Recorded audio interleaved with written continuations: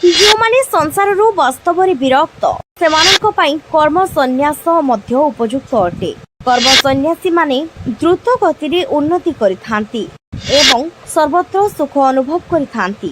କାମ ଓ କ୍ରୋଧର ଆବେଗକୁ ସମାପ୍ତ କରି ଏବଂ ନିଜ ମତକୁ ପରାଭୂତ କରି ସେମାନେ ଏହି ଜନ୍ମରେ ଓ ତାପରେ ମଧ୍ୟ ପୂର୍ଣ୍ଣ ଶାନ୍ତି ଲାଭ କରିଥାନ୍ତି।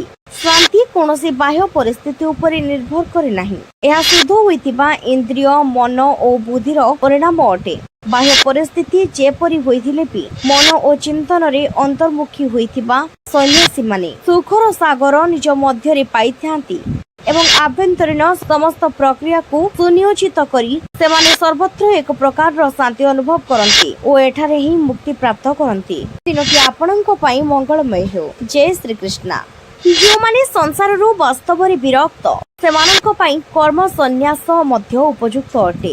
କର୍ମ ସନ୍ନ୍ୟାସୀମାନେ ଦ୍ରୁତ ଗତିରେ ଉନ୍ନତି କରିଥାନ୍ତି ଏବଂ ସର୍ବତ୍ର ସୁଖ ଅନୁଭବ କରିଥାନ୍ତି।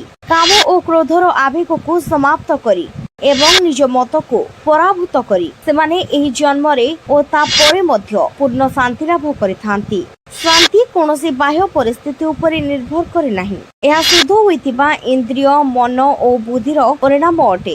ବାହ୍ୟ ପରିସ୍ଥିତି ଯେପରି ହୋଇଥିଲେ ବି ମନ ଓ ଚିନ୍ତନରେ ଅନ୍ତର୍ମୁଖୀ ହୋଇଥିବା ସନ୍ନ୍ୟାସୀମାନେ ସୁଖର ସାଗର ନିଜ ମଧ୍ୟରେ ପାଇଥାନ୍ତି ଏବଂ ଆଭ୍ୟନ୍ତରୀଣ ସମସ୍ତ ପ୍ରକ୍ରିୟାକୁ ସୁନିୟୋଜିତ କରି ସେମାନେ ସର୍ବତ୍ର ଏକ ପ୍ରକାରର ଶାନ୍ତି ଅନୁଭବ କରନ୍ତି ଓ ଏଠାରେ ହିଁ ମୁକ୍ତି ପ୍ରାପ୍ତ କରନ୍ତି। ଦିନଟି ଆପଣଙ୍କ ପାଇଁ ମଙ୍ଗଳମୟ ହେଉ। ଜୟ ଶ୍ରୀକୃଷ୍ଣ।